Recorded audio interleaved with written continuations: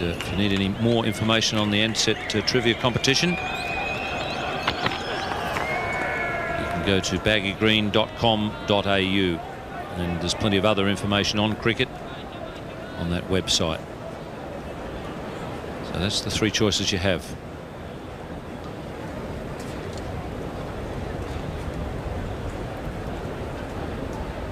That is the question for today. In which year was the scorebook entry "Lily caught Willie, bowled Dilly" made in a test match? That would have delighted Irving Rosenwater, that little entry.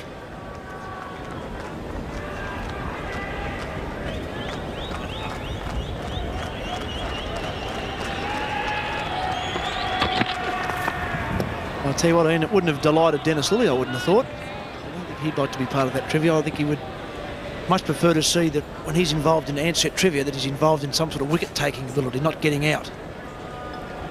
When Dennis Lilly was on the cricket field, mate, only one thing delighted him, and that was getting a wicket. Everything else seemed to get under his skin. That's my point exactly. I remember watching Dennis play. Seemed to at times could handle the bat quite well, and never seemed to enjoy getting out all that often, which is, I suppose, is always a good sign. Yes, you could usually tell how upset he was. If he was really upset, he used to carry the bat off upside down when he was really annoyed. Oh, that was quick, and it really climbed. A terrific take by Mohan Khan.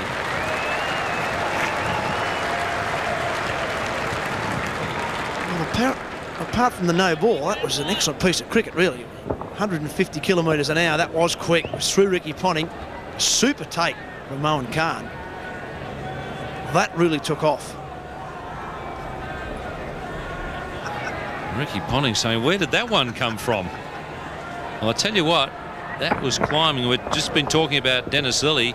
His bowling partner, Jeff Thompson, at this ground got one to climb straight over Rodney Marsh's head, just like that delivery, and it bounced right underneath the scoreboard. Shoaib's enjoyed it. And once again, a climber. Well, that's good pace. See by the way Mohan Khan took that one as well.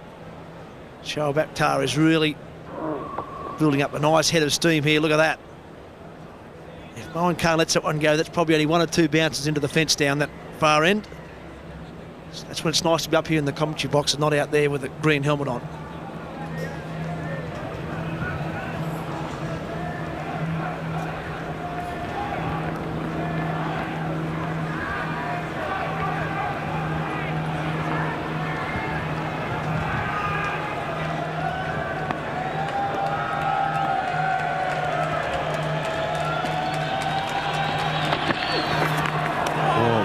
Finish to the over. Three very good deliveries.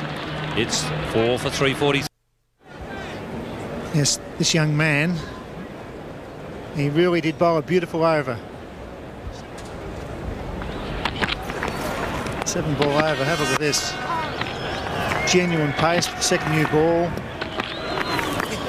That's a quick one. Beautifully taken. That was called a no ball, that quick one. That was a very, very good over. Bowling to a batsman who was set. The new batsman at the crease could have been edge or two there, a nervous push or a pull shot, but he's got the breeze across his shoulder. He knows his team needs a lot of wickets, this young man. Very exciting.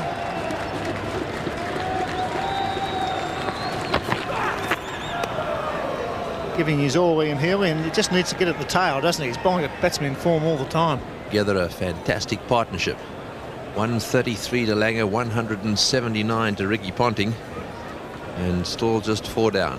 The partnership 312.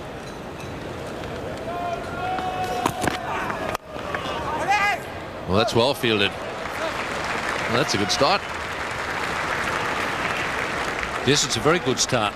But the thing in a long game of cricket, like a test match, a 5-day game, is you've got to maintain it. Got to maintain it when the opposition are starting to get on top, and that's what hasn't happened with Pakistan. They've had some very, very good periods in this test series, but in in every game, in all 3 test matches, eventually Australia's mental toughness has just won the day, and Pakistan have wilted.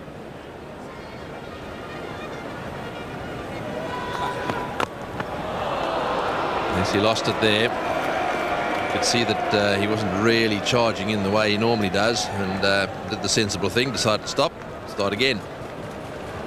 He really did slow down towards the end here. He got himself going nicely, looks good there, and then all of a sudden I think it went wrong around about now.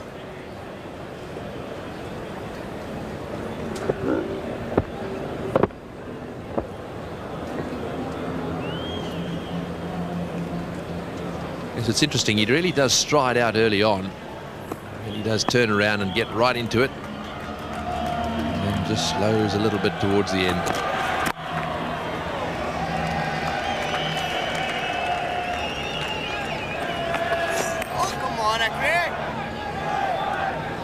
Yes, I think it's got to be just a variation thing coming around the wicket to the left-hander. It's not something that you would want to do all the time. I think it takes away too many advantages that the right armer has over the wicket to a left-hander. Played.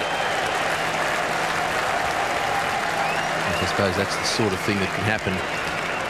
He loses his line a little bit because of all the changes he's got to make. Now then, what's he going to do here? Is it back round again? Rickey Ponting doing what is a thing that you see players when they're well set, particularly batting here at the Wacker, start to take the ball from around about middle and off and work it through the onside.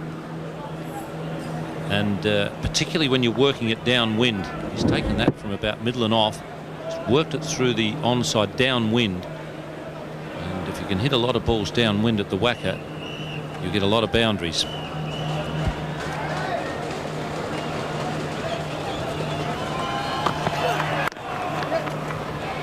Another single. Well, these two are certainly writing themselves into the record books. The highest 5th wicket partnership ever was that 405 by Barnes and Bradman. It's 54 years ago. And Steve Waugh and Greg Blewett 385, Alan Border and Steve Waugh 332. That was undefeated, that partnership. This one's also not finished yet.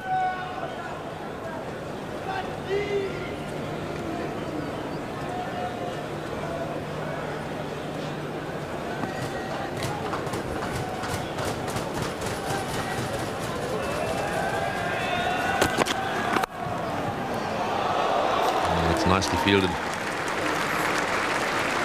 6 off the over. 4 for 372.